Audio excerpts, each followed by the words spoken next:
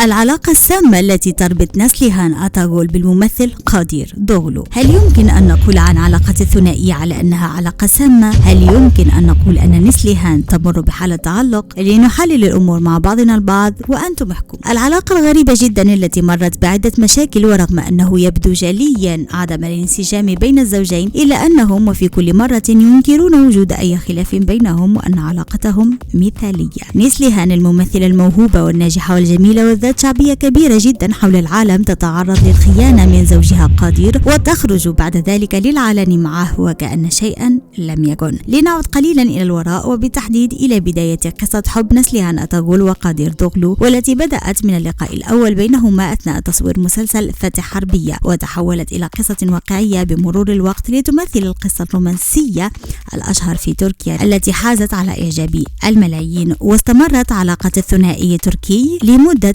3 سنوات إلى أن قرر الثنائي إعلان خطبتهما بعد عامين في حفل صغير اقتصر على الأصدقاء المقربين، ومن ثم قام الزواج في عام 2016 في حفل زفاف أسطوري حضره عدد من مشاهير تركيا وأصدقائهم المقربين. وقضى الثنائي التركي شهر العسل في جزر المالديف. مر الثنائي بعدة خلافات أمام العلن، لكن الخلاف الأول بينهم كان عام 2018، أي بعد مرور عام ونصف على زفافهما. كان سببه تأخر قادر الدائم عن المنزل واعتياده العودة إلى منزله في أوقات متأخرة جدا بعد اللهو مع أصدقائه، لكن الخلاف انتهى بتصالح الزوجين، حيث كان قد اشترى قادير دوغلو 200 وردة ووضعها في البلكونة الخاصة بالفيلا التي يسكن فيها مع زوجته نسلهان. والآن وبعد مرور 7 سنوات على زواجهما، ضجت وسائل التواصل الاجتماعي بخبر خيانة قادير دوغلو لزوجته نسلهان، حيث تداولت المواقع التركية صورا لقادير مع فتاة مجهولة، واحتجت السوشيال ميديا بالتعليقات والعبارات الغاضبة على خيانة قادير لها، وأبرزها لا أمان لأي مان.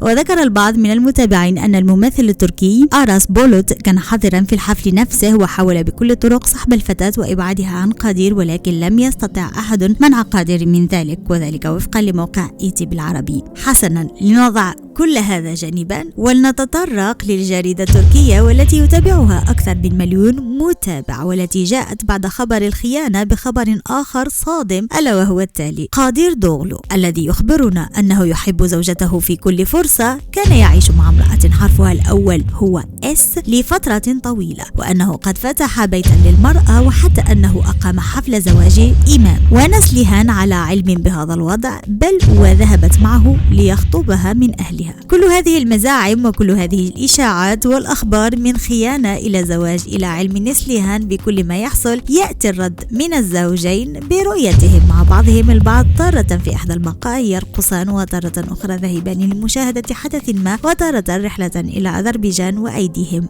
متشابكة. أما عن رد قادير حول الموضوع فقد ضحك كثيرا عند توجيه السؤال له قائلا: أعتقد أن الشخص الذي نشر الصور هو شخص يريد الاقتراب مني، لكنه يتصرف بهذه الطريقة عندما لا يستطيع. وتابع دوغلو وهو يضحك على ادعاء زواج الإمام: ليس لدي زوجة من زواج إمام غير نسلهان، كما أن نسلهان أتاغول أخبرت المقربين منها عن صور زوجها قادير دوغلو على أنها محادثة عادية في بيئة صاخبة، ولم تهتم بشائعات الخيانة أبدا. وهنا فيديو لنسلهان بعد وقعة الخيانة: كيف تبدو لكم بالله عليكم؟ لم تتأثر صح؟ لنتابع في الفيلم الوثائقي هذا ولنتطرق لرد فعل والدة نسلهان، والتي صرحت لأحد الصحفيين أن نسلهان فعلا تأكدت أن قادير يخونها، وأنها قريبا ستعلن خبر طلاقهما. كل هذا وخلال لقاء صحفي للزوجين بأذربيجان، نجد أن نسلهان أتاغول تنفعل وتغضب عندما توجه لها صحفية سؤال الخيانة، لترد عليها الأخيرة بغضب وحزم قائلة: كيف تسألين هذا السؤال؟ فعلا هذا ما يقلقك ويأخذ عقلك؟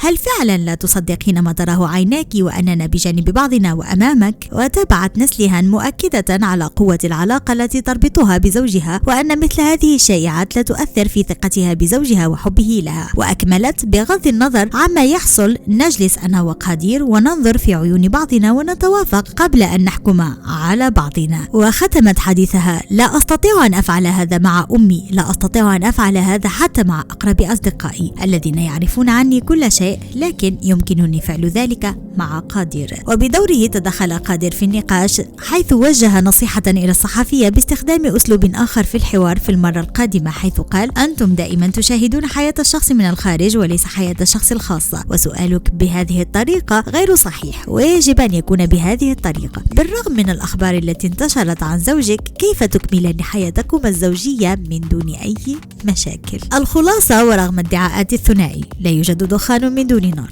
والصحافة والإعلام التركي لن يقوم بكل هذه الضجة فقط بناء على تأليفات وأكاذيب. لابد وأن يكون هناك جزء من الحقيقة، فقد سبق وحدث نفس الشيء مع نجوم أتراك، ورغم أنهم نفوا إلا أنه ومع الوقت اتضحت الأمور. لكن وفقط إن كنتم تعرفون ولو قليلا في لغة الجسد ستجدون أن نسلهان مع قادر في علاقة سامة. الغيرة القاتلة التي انتابته خلال مسلسل حب أعمى أدت إلى افتعال نسلهان لشجار كبير جدا مع النجم بوراك، انسحابها أيضا من ابنة السفير، والذي أكد الكل وبإجماع أن المرض ليس سوى ذريعة، وأن الزوج قادر هو السبب في انسحابها، بالإضافة إلى إرغامه لها لتمثل معه في مسلسلها الأخير، لأنه وفي كل مسلسل يقوم به لوحده يفشل.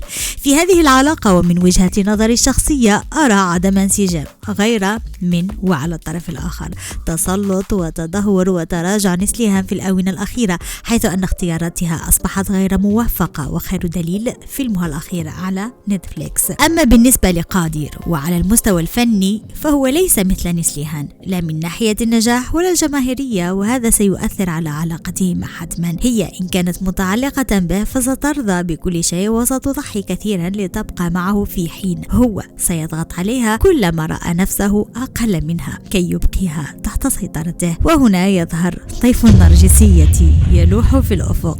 لن أغوص أكثر في الموضوع، اتركوا لي رأيكم في التعليقات، وإلى فيديو قادم وموجة أخرى بإذن الله. إلى اللقاء.